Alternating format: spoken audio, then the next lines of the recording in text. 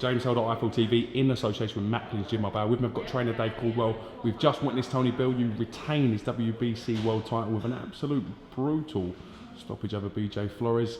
BJ Flores taking severe punishment and a lot of knockdowns leading up to the third round stoppage. Firstly, let's talk about that, the moment, the fight first before we move any further. A lot went off tonight. Wow, what an atmosphere, first of all. What an atmosphere in the arena. Fantastic. Do you know what? It's a bit of an up and down one for me because I ain't happy.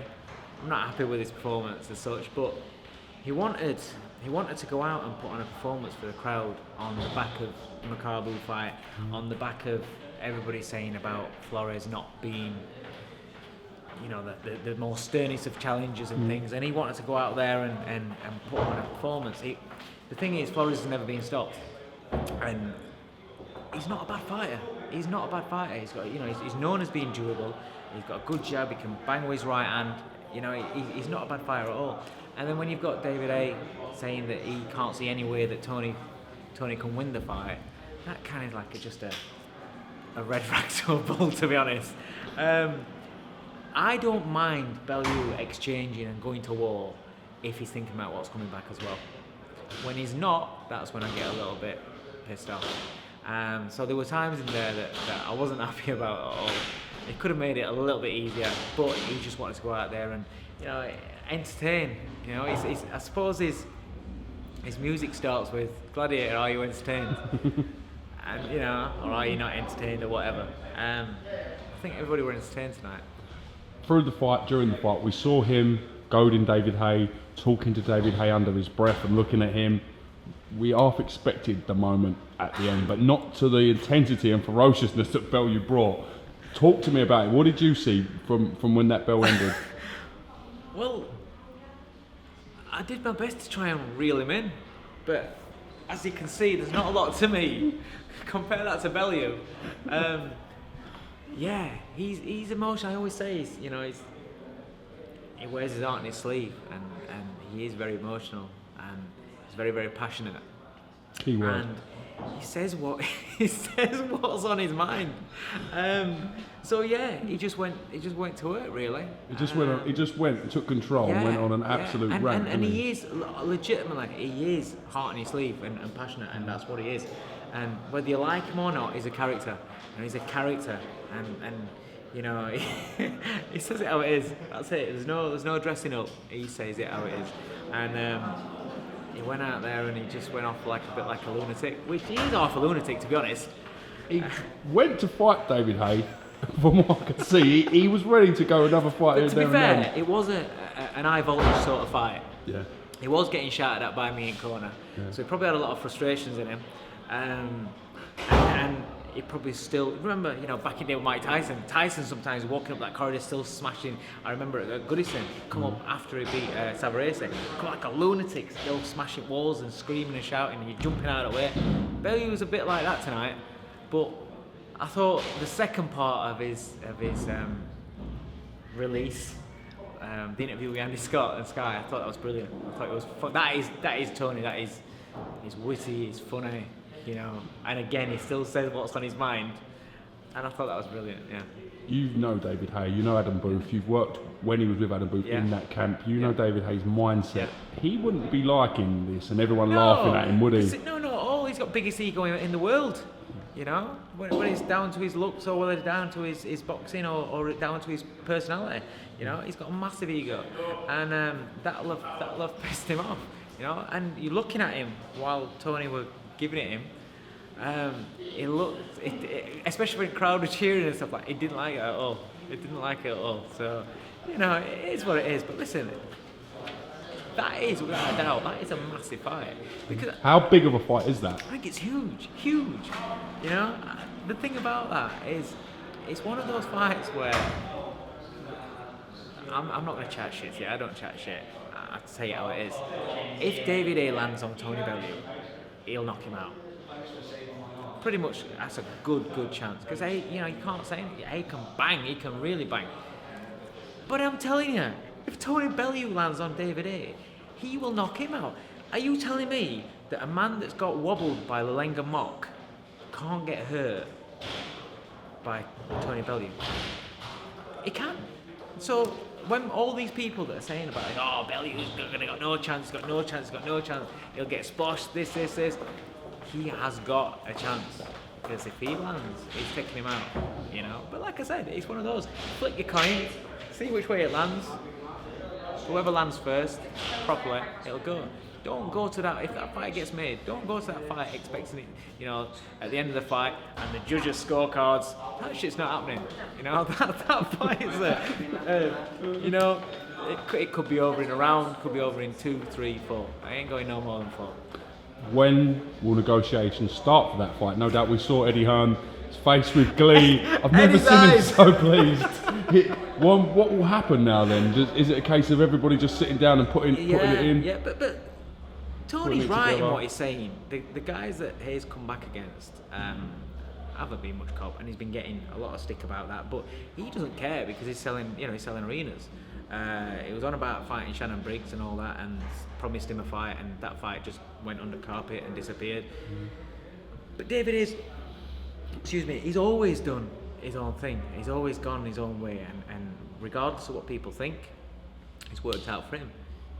It's kind of like at the moment, he's a man that people aren't really talking about as such, because Fury did what he couldn't do, you know. Fury went out there and beat Klitschko. He did what he couldn't do at all.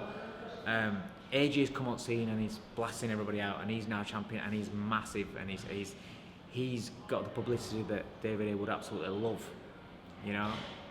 So there's people out there ahead of him in the queue, and we'll see what happens. But if Haye's all about the money and he loves the money, and if he loves the money, that fight sells, and he'll make a few quid on that fight. And if he thinks it's as easy as what he says he does, then if he thinks I've just heard he's saying he'll beat Tony with one hand. It was just his left arm. Well, he couldn't beat the other two guys he just fought with one hand. He didn't try beating them with one hand. So surely he sees Tony as an easier opponent than those two guys. So if he sees him as an easier opponent, I bet you he gets paid shitloads of money than what he got paid for those two fights. So, you know, have an easy fight with a massive payday, and you know, shut this big fat Scouse kid's mouth up. Simple as that. Now, he obviously, Tony mentioned the last two opponents, Dimori and Arnold the Cobra Gogic.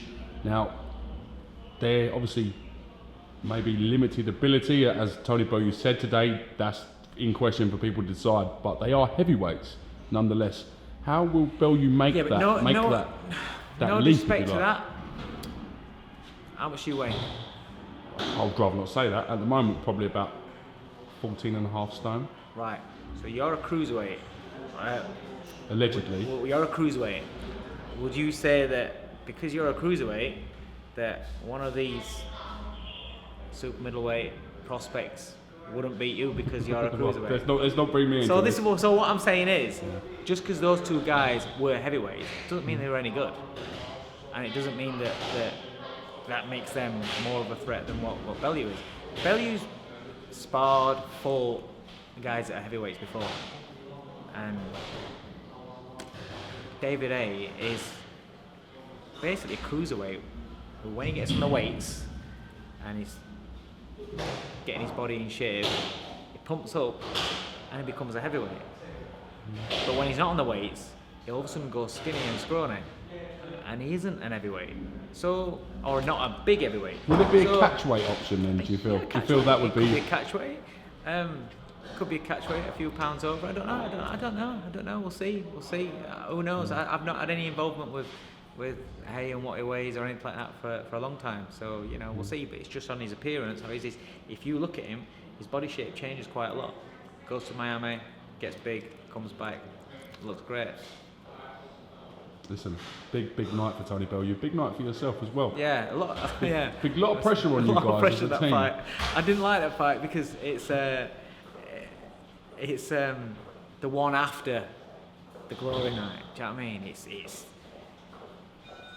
It's very, very hard having such a massive night at Goodison, achieving your dreams, and then going again.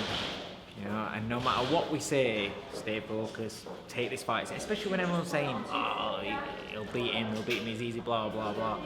You're fighting a durable guy that's on his last chance to lose, was going to come to pop. His best mate's David Haye. They're in together, this. I walked in to watch him bandage his hands up, and there's David, he didn't see me. There's Haye, stood there, telling BJ, you need to grab hold of him when you're in close, grab hold of him, throw him about, use your size, use your strength. And he's turning around, all right mate, how you doing?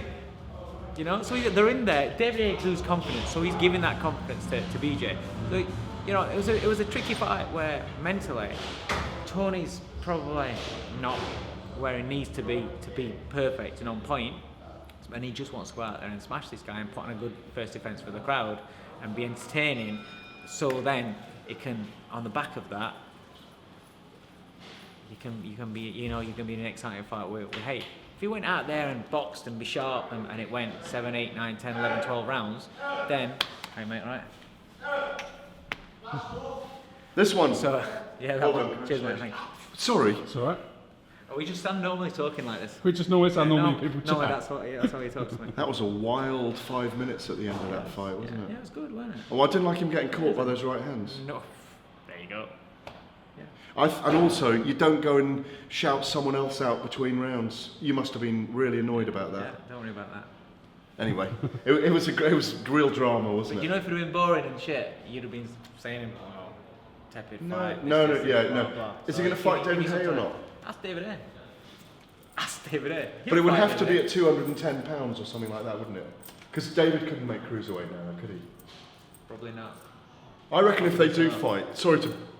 No, by all means. I haven't done a video bomb for a while. You haven't bombed us in a few months. No, it's over a year. You've been too busy with your After MMA and polo after all stuff, the haven't you? vitriol. from Come your on, fan- then, get on with After it. all the Spit it vitriol, out. boom! After all the vitriol from your fans, There we go. I decided not to bomb them. But I will bomb yours, James. But I won't bomb the great Coogan As long as you're Cassius. bombing and not bombing. No, there's no bombing going You're on. not going to be bombing me anytime but soon, anyway, let me tell you.